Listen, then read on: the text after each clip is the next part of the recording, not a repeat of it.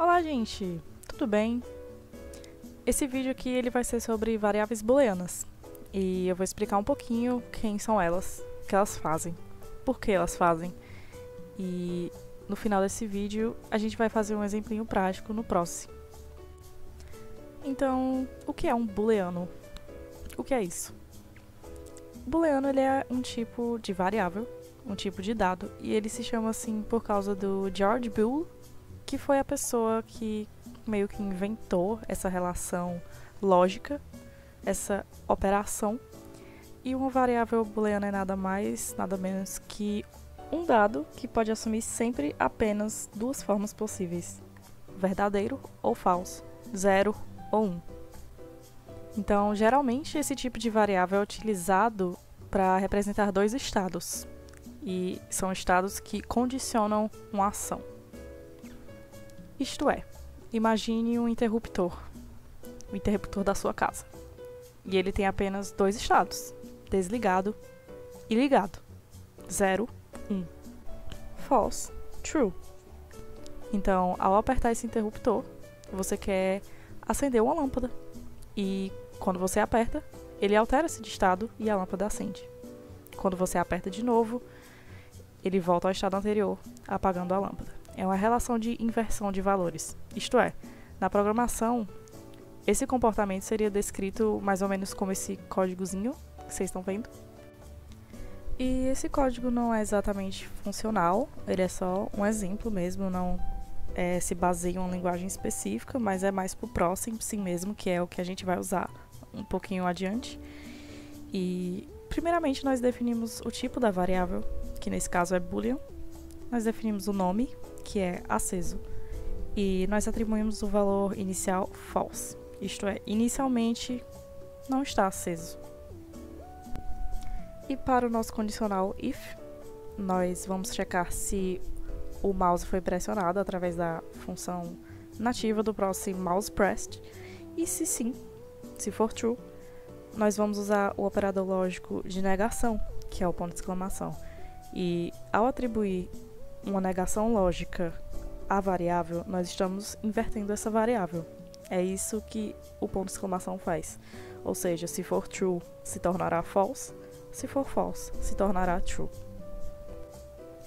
E para acontecer de fato algo ligado a essa variável, aqui embaixo nós botamos outras condicionais. Então, se aceso, acender lâmpada. Se não, desligar lâmpada. Ou seja, quando a gente coloca só o nome de uma variável dentro do if, o sistema vai checar se essa variável é true. É como se tivesse escrito aceso igual true. Então, se aceso for true, nossa lâmpada vai acender. Se ele não for true, isto é, for false, nossa lâmpada vai apagar ou permanecer apagada. E perceba que essa relação vai acontecer sempre que o mouse pressionar a tela. Sempre que o mouse pressionar a tela, essa condicional se repetirá para saber se aceso realmente se alterou e se realmente nós vamos fazer algo a partir disso. E uma coisa interessante é que, se reparar bem, ter uma variável que armazena um estado faz com que ele permaneça o mesmo enquanto uma ação não for realizada. Então, enquanto o mouse não for pressionado novamente, ele permanecerá no estado que ele ficou. Então, se ele for false e não for apertado o mouse, ele continuará sendo false. Se não fosse essa variável e a gente tentasse alterar diretamente, a lâmpada acenderia no processing, né? Vamos usar o processing como exemplo. A lâmpada acenderia por uma fração de segundo, somente no momento em que a tela é clicada, porque o estado dela não foi alterado de fato, ela só foi colocada ali na tela no momento que você clicou na tela. E vamos para a prática, gente. Vamos para o nosso mais novo programinha Processing. E a ideia que eu tive foi transicionar entre dia e noite. Então, para isso, eu peguei 3 imagens do site Flatcom, e é a imagem de uma lua, um sol e um interruptor. Aqui eu coloquei em uma pasta o arquivo do Processing e as 3 imagens. Então eu já começo inicializando as imagens com pimage, Aqui embaixo eu crio minha variável booleana e o nome dela é dia e ela vai ser iniciada com false. Ou seja, ela não é dia ainda, é iniciada como se fosse de noite. No setup você pode escolher o tamanho que preferir para o size e aqui eu vou colocar o loading das imagens para o sol, a lua e o interruptor. E no nosso draw vai ser onde a gente vai colocar as nossas condicionais, então se dia, background 255, ou seja, de dia o fundo será branco. E a nossa imagem será a imagem do sol. E eu coloquei uma posiçãozinha assim que eu achei melhor, que é mais centralizada. E se não for dia, no nosso else, a gente vai ter o fundo preto, ou seja, background 0. E nossa imagem, no lugar de ser o sol, vai ser a lua. E abaixo, fora das condicionais, eu vou colocar o meu interruptor.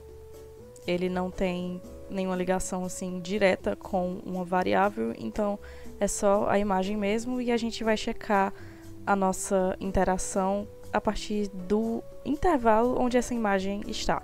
Aqui no mouse pressed, nós vamos ter um if, e esse if ele vai definir o inverso do dia, ou seja, true para false, false para true.